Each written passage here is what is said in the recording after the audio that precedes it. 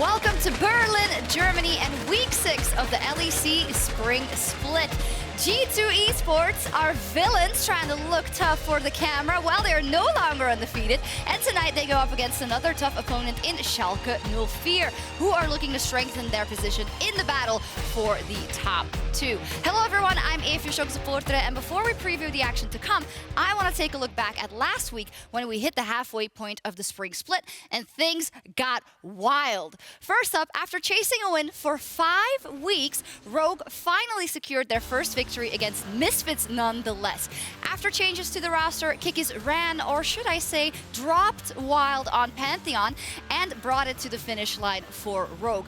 Now, unfortunately for Misfits, they now sit at 6 losses, and as a result, they are bringing in head coach Hussein Mousvi. They're bringing him back today. Now, secondly, SK Gaming with Broken Shard at the helm secured their first 2-0 week. They bested Fnatic and maybe more importantly in the race to playoffs, Vitality on the back of, once again, self-made in the jungle. With his eyes set firmly on Rookie of the Split and playoffs, this man's Lee Sin takes no prisoners. Now, finally, G2 eSports is no longer undefeated. The dream for the 18-0 split is dead, and we have Origen to thank for it. Nukeduck, he straight up styled on caps on his iconic Zed, resulting in the first death mark on G2's record and a massive victory for Origen. Now, perhaps 2019 is indeed the year of the duck? Time will tell, but upsets aplenty in week 5, and the race for playoffs is well and truly on. With that, I would like to welcome Christy and Frierson and our special guest for the week, Alvar Araneae Martin Alienar, Managing Director of Mad Lions in the LVP. Hello, gentlemen. Welcome. Thank you very much. Happy to have you here, man, and happy to have you back on the show. I missed you last week. Yeah, well, I've missed being on the show as well. You guys both look dapper. We will let the viewers decide if they prefer the sneaker look or the dress shoe look. We'll see. I anyway. like the sneaker look. Yeah, but Come on, man. Come on, man. Oh, you even got the camera on it too. That's great. Please, please. I wish we had like a voting system now behind us, but you guys can tell us what you think on Twitter. I do want to start by talking about the league. Things really heated up last week. G2, first defeat they've had all Spring Split. So the big question, are they still the best team in the league, yes or no? Yes, they are still the best team in the league. If you look at the whole season long, this team has been performing so consistently well. And for Origen, the only team that's bested them, it was just that last week and actually the last few weeks that they sort of picked themselves back up and are going for the top. Yeah, I think it's also good to have a loss for G2 because they were winning every single game. They were winning even with like bad drafts, for saying anyhow. And probably they will lack a bit of motivation running for the playoffs. So I think having a lose here, maybe they will mentally motivate them to come stronger for playoffs. Yeah, definitely so. I mean, we still look at them as the best team in the league, no doubt about that. And for me, it's now looking at who can possibly emerge to contest them. We know Origen can do it. They beat them just last week. But which other teams are we looking at? I think you still have Vitality and Schalke that are trying to break and decide who's top 2 at the moment. And I'd have to give my bet over towards Vitality, who smashed Schalke last week. Attila came in, shut down the trash talk from upset, and they looked like the much better team on the day. I'm going to bet for Origen. Obviously, we see a different Origen these last weeks, with Mithy playing much better than the previous weeks, and also Cole playing really good. And also I'm going to give a point to SK. That is the other team who went 2-0 on last week. Yeah, they went 2-0 last week. They had a really good performance. You, of course, are very familiar with a lot of the players on that lineup. What do you think of what they've shown so far? I think so far we've seen a weak Worldleap, because I know Worldleap is way better than what we've seen yet. We've seen an stellar self-made. I think he's going to get the Rookie of the Year, or probably he's aiming for that.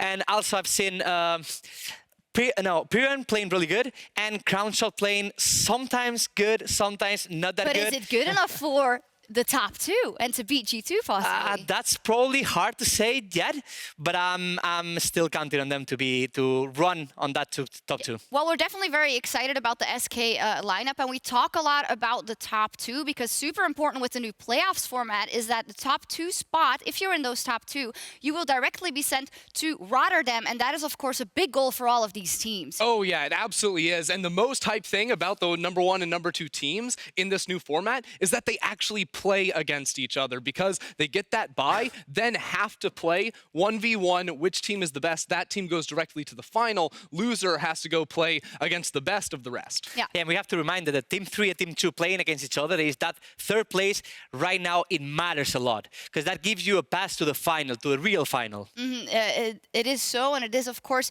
the halfway point of the split is behind us. That means that a lot of teams are looking to make changes and are looking to make sure that they are in the best possible form going into the second half of the split. The road to the playoffs is on, and Misfits is feeling it after losing yet another game. I believe it was their 4th consecutive loss last week. They are bringing in head coach Hussein Mousvi back, who, of course, stepped to another role within Misfits. They feel that is a necessary step for them. What do you guys think? Well, I think it's a great change for them. They need a clear, strong voice to come into this team because you look at that roster top to bottom, well, they've got a lot of strong personalities, a lot of very distinct ways in how they want to play the game, and it's been scattered from them. So Moose needs to come in, give them a clear game plan, and then they need to be able to execute on it if they want to start winning some games. I think that's a good point because Jessis is a coach who recently become that, you know. Jessis was a player before, and you have personalities like Soas, Febiben, Maxlor, Hansama. They are all real experienced players. You probably need that kind of experienced coach who has a lot of years coaching already to control them. Yeah, I think it's very important, and the question will be if we will see this changes straight away. Of course, you've been a coach as well. It might not work straight away, but it is a project that we have to look at for Misfits. I think for other teams, they're also feeling the heat. Of course, Rogue famously brought in Vander last week and Finn and picked up their first win. So there's a lot of changes going around the board. Yeah, and I liked what I saw from Rogue last week, but it's still a hesitant optimism from me. I think they still need to start winning some more games. And today, to build a solid foundation to try and move into the summer split, they have a great match up against Excel that they should try to win to prove that they have improved. Well, all the teams are fighting for that main event of the split, and it's the spring finals in Rotterdam on the 13th and 14th of April. You can now get your tickets at eu.lolesports.com/Rotterdam. So go ahead and get those tickets, get a front row seat for all of the action. A team that you may not see there, or you may, I mean, we're not counting anything out, is that team that is struggling now in the LEC, the reigning champions, Fnatic. And to get some more insight on them, we are going to hear 2 different opinions, one from Dark Frosk and one from Light Frosk. You know, I came from the region of ADCs. Uzi, Jackie Love, Wei Zhao. In fact, this guy lost to Wei Zhao in 2012. And I know, I'm supposed to be excited. Swedish superstar ADC Reckless, greatest EU player of all time. But I'm not quite sold. Not sold. He was locked out of pro play due to age restrictions after challenging that Wei Zhao on the international stage at 16. 16! He was a prodigy. Since his professional debut in 2014, Reckless has only missed Worlds once. Yeah, I'm familiar with the record. The Gamsu Spirit roster, right? Remind me, who has gone to Worlds with Reckless? You know, legendary names like Soaz, Xpeke, Febiven, Huni, Rainover, Caps. The list goes on. He's also played with Froggen, I believe. All the quintessential greats of the European mid lane. Although even Froggen couldn't carry him. Him? Them. I meant them. Although I am seeing a pattern in Fnatic's record that isn't just all about Reckless. You're suggesting he coincidentally makes 4 Worlds appearances because of mid laners? You're crazy. The most recent Caps era of Fnatic was entirely the Reckless show. Their late game teamfighting was considered the best in Europe around exactly him.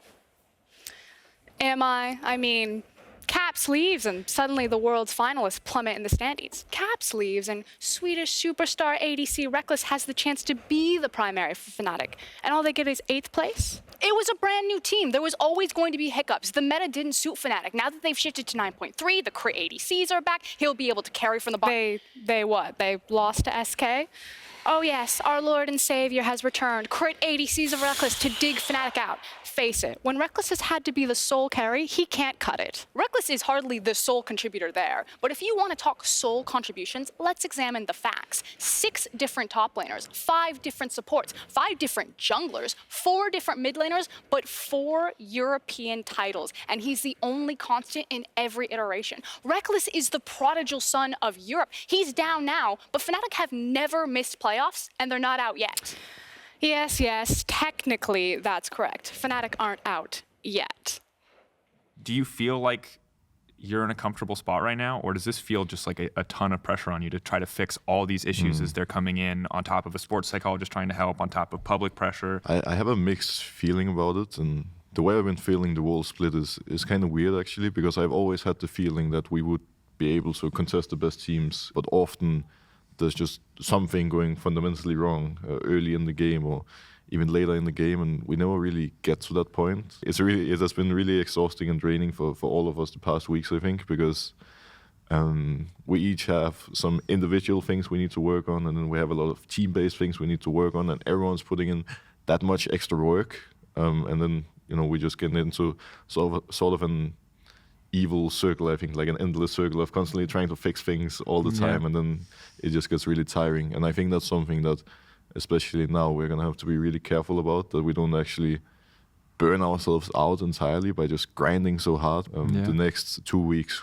are going to decide if we're going to go to playoffs or not, and if we go 0-2 this upcoming weekend, the chances of making it is very, very low. Well, it's been a rough couple of weeks for Fnatic, and tonight they face off against Origen in a matchup that can be pivotal in the race for playoffs.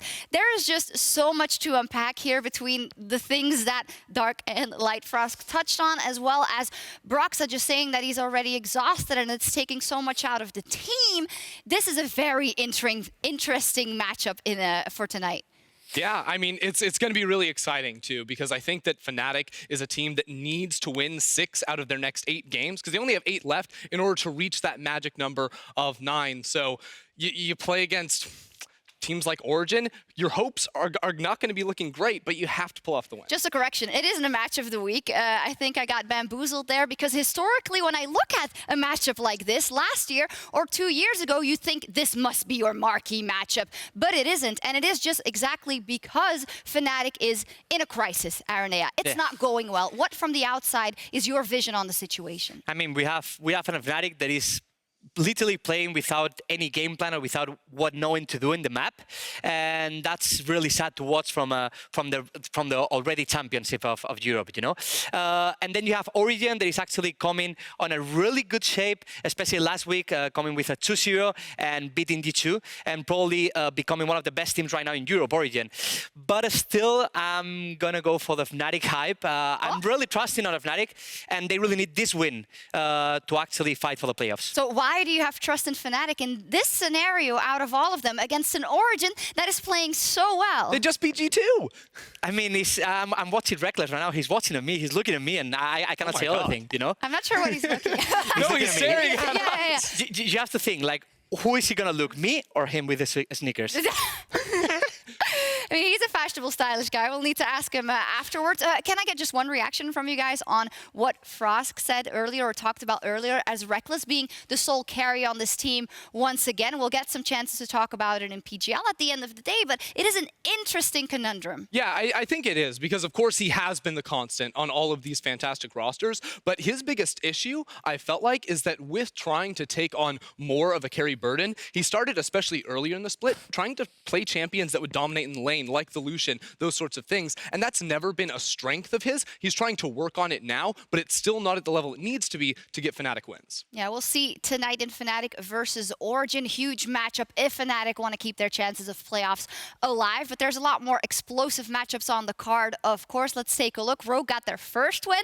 They're looking for their second versus XL. That might be a really brawly game with those two teams really chasing a win. And for the rest, every single matchup is so incredibly important in the road for playoffs. It absolutely is, because we're reaching the point in the season now where you can't be losing any of these games, because every team is chasing for that 9th win. And right now, a lot of teams that we expect to be in playoffs just aren't there. The Misfits and the Fnatics of the world are desperate for any wins they can find. I agree with that, especially Misfits and Fnatic. If they get a lose today, they might probably be already out of playoffs. Yeah. So they really need these wins, because everyone coming out of the season, before the season started, everyone will put Fnatic and Misfits as one of the favorites, and then look looking like that right now. Yeah, and that now means that there's 2 other teams that can take their place, and those teams are going to fight for that chance. Let's take a look at our predictions. You already said you're voting for Fnatic in the match versus Origen. Not a lot of people had that faith, I think. Nope, you were the only one on here. Even though Rogue got their first win, everyone's going for Excel. Nobody's thinking Schalke can beat G2 out of us, at least. What jumps out here to you? What jumps out to me is actually SK versus Misfits, because you have Misfits selected over there. And honestly, I did sort of, I had the internal debate, like Moose coming back in. Yeah. Is it enough to change this roster? But I think Moose is going to try to get them to play around bottom lane. Their bottom lane's been hard slumping, and that won't be the winning solution for this roster. Well, you know, I would have like a scientific explanation. The fact of the matter is, when I was here in the first 2 weeks, they won almost every game. When I wasn't around, they lost like 4. So I thought, I'm back. Maybe I'm their good luck charm. Because honestly, I think realistically, SK should have a really good chance in this one, but I'm going to see. I think Misfits can do it. We'll see if Hussein Mousvi is that magical spark they need to get back there. Now, in terms of superior analysts, Twitter and Dracos are actually reigning supreme. So congratulations. Does that mean that, I don't know, like, should Dracos be here instead of you? I think Twitter should all just collectively be right here. We should just have a feed open, and they should tell us what's going on with all these teams. Yeah. Kudos to you guys at home. You're doing very, very well. One guy, however, that's still waiting to break through his chains and to conquer the rift is the unshackled Sylas. Oh no, I did it. Sylas. I know. Ender, break down for us how he could be better utilized. LEC Sylas, lol. You've all heard it, and you're probably spamming it in chat right now. Yet our teams continue to lock him in and continue to fail. But is that the fault of the champion or of the teams that play him? Honestly, I think it's the latter. Sylas might be 0-5, but we can make the pick work. What it comes down to is knowing Sylas' strengths and weaknesses and using that to fit him into a draft and a game plan. So what's he good at? Well, Sylas can achieve lane priority thanks to the wave clear from his Q and his passive, but outside of that, his base kit is pretty underwhelming in pro play. His kit promotes constant fighting and risky trading in lane to maximize his W heal, which puts him at high risk of being ganked. This also leaves him exposed to plenty of bad matchups against fighters who can take him blow for blow early on and outscale him heavily in a side lane. And then he looks pretty sad like that. So if his base kit isn't really exciting us, then his power level in pro has to be entirely conditional on his access to steal powerful enemy ultimates. And there are a few types of ultimates that professional teams will value above all others, those being long-range spells and teleports. Now these long-range spells that provide non-committal engage, like Sejuani ult, give Sylas fight starting tools without putting himself at risk, and long-range poke can be useful to gain control over the map. Teleports like Galio ult are also great for generating skirmishes with a numbers advantage. But apart from those, Sylas still needs to be able to access teamfight ults to make up for the pretty big weakness of his base kit in the 5v5. This weakness, however, is also his strength, because Sylas can sculpt his role within a team and adapt on the fly, provided the right 5 champions are on the opposite side of the rift. And there are plenty of picks to deny Sylas a useful ult. Take Zoe, for example. I mean, what is Sylas gonna do with that? It's completely useless. So please, do not first pick him. She will just laugh in his face. Ideally, you're going to be picking him last on red side, but that shouldn't really be possible if blue side is aware their comp is exposed to a last pick Sylas. These teams will ban Sylas in the second rotation, so a red side team that sees 2 to 3 solid ultimates to steal early on should be looking to pick Sylas up as their third pick. This stops blue side from just banning him and leaves room to protect the pick by removing 2 lane counters or picks that would deny him a useful ult. So say we get the perfect Sylas draft. How do we actually pull off a win? Well, I'll tell you. Let's get our jungler to path for topside and cover Sylas, because we know he's going to be trying to push and looking to trade as much as possible. We'll take advantage of Sylas' strong skirmishing power to take good fights in the mid game, while using weaker ults to poke at the enemy and take control over important areas on the map. But we have to be cautious when going for team fights. We have to make sure Sylas has an ult that can have a high impact in the 5v5. And if Sylas gets level 16, oh baby, let's play those team fights slowly to let him cycle 2 to 3 ults to dominate the fight and win the game. So there we go, we did it. LEC Sylas went from LOL to Poggers. And hey, maybe we'll see him in our match of the week as G2 and Schalke clash on the Rift.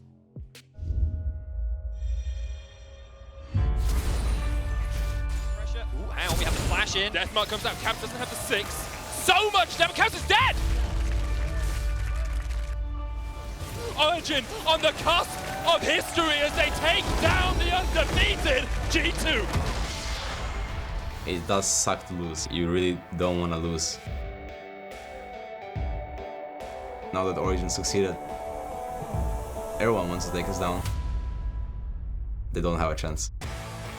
When people think of Schalke, they think of Upset and Ignar being a powerhouse bot lane. Our aggressive playstyle and our willing to skirmish and brawl a lot, I think that's what puts us above the rest. Beating G2 would mean a lot to get a feeling of redemption. G2 eSports will not be denied another international showing, taking down Schalke. We were so close to getting to Worlds, and then losing to G2 when we just came off the final was really crushing. Welcome to the 2019 LEC Spring Split. The first game we played versus them was very chaotic. And before 24 minutes, G2 had won the game. Once they got rolling, they just didn't really stop. What we learned from it is maybe to take Jankos R button away. Game against Schalke is important because now when we actually did pick up a lose, and who knows if we'll pick up more loses, it's a good wake-up call to not be too cocky. Everyone can still beat us. Chip should be up in just a moment or two. He's used it already. Oh, take a look at this. Locked inside the baby cage. First blood picked up by Schalke. The main player in the team is currently Memento. If we eliminate Memento, I feel like then there is no hope for Schalke. G2's bot lane is their weakest point. If you have the right tools, you can punish it. Winning against the Upset, a mid laner beating him in his role again, that gotta sting, you know. As a team, I think if we don't get top 2 and we don't go to Worlds, it's gonna feel like a massive failure for all of us. It's fine that we lost, but I don't want to lose again. Well, set to be an explosive fight at the start of week 6. Two of Europe's best teams go head-to-head. Very interesting there. Oduamne already thinking about the future that is not just a spring split. He wants to go to Worlds. He wants to get top 2, I guess, now and then.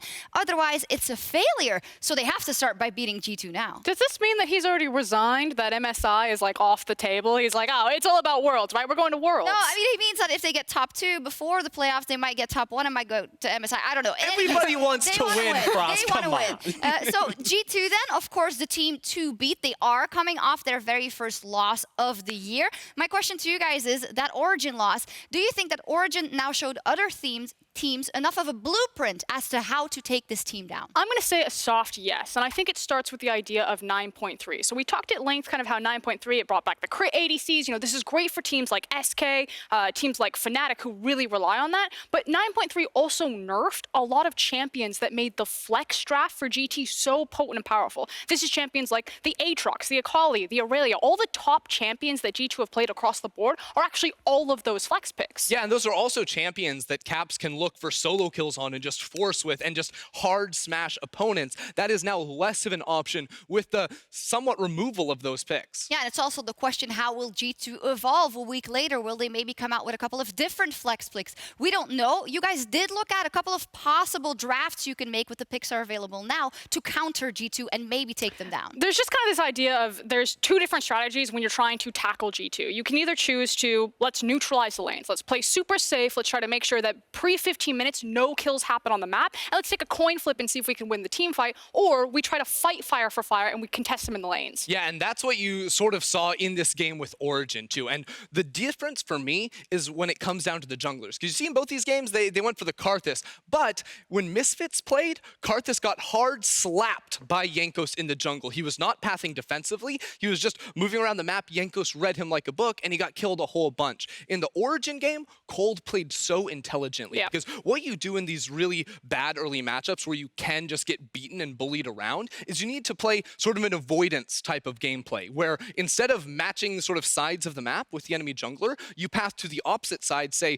we'll split it down mid lane. Jankos, you can have top side. I'm going to take bottom side. And in this match, they put so much pressure on the bottom lane, even with a weak early game jungler, that they were able to get a ton of tower plates and build a massive gold lead up against the undefeated G2. And I think the other really important thing, if we're starting to put together this blueprint, avoid them, is to look for the counter pick. Schalke have opted to take red side. That's exactly what Origen did when they faced them, and they got the counter pick, or the strong, iconic pick of the Zed into the Cassiopeia matchup. And I think Schalke are looking for a very similar trend today. Well, Schalke, indeed, they have a big task ahead of them. If they want to take down G2 eSports, for them it would be massive if they win in that fight for the top 2. But as you said already, it will be all about the approach to the draft, which is so incredibly important against G2 eSports. Elaborate a bit more. With red side, what would you like to see coming out of Schalke in this game? Well, I don't want to see them giving up a bunch of kills, because while we think that the strategy will be to try to counterpick to create a strong side of the map with the last pick on red side, it has to be said that most recently when we've seen Schalke,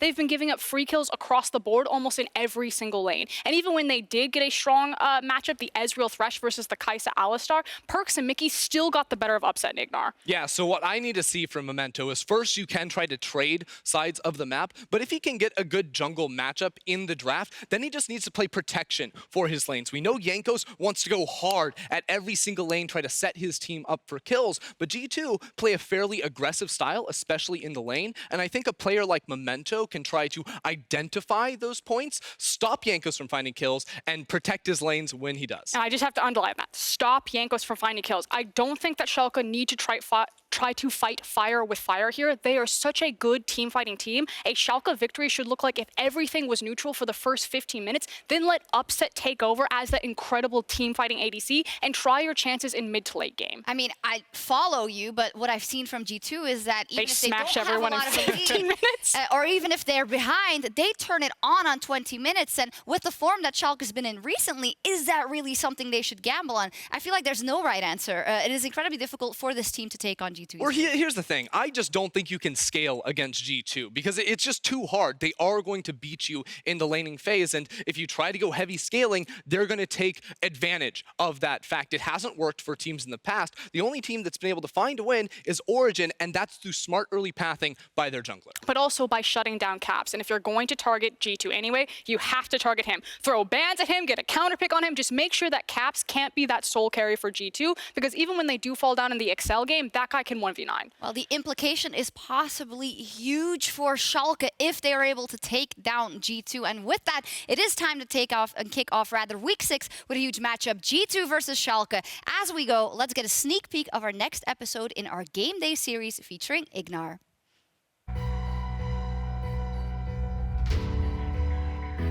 I saw the crowd. Almost every people was SKT fans. So everyone just shouting SKT, SKT. I got a little bit mad. I wanted to show how good we are. In game, I just want to play well. We're going to a game 5. Riv Misfits were one team fight away from taking down the reigning world champion. People shouting Misfits, even we losing. It was really grateful.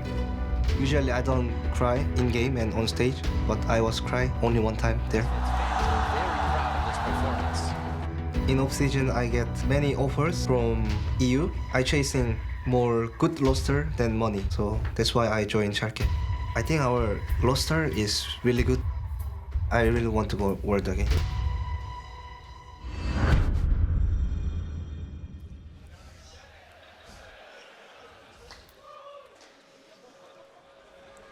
Well, let's see if Ignar and Schalke can make it back to Worlds, and if they can start there by taking down G2. Hello, everybody. I'm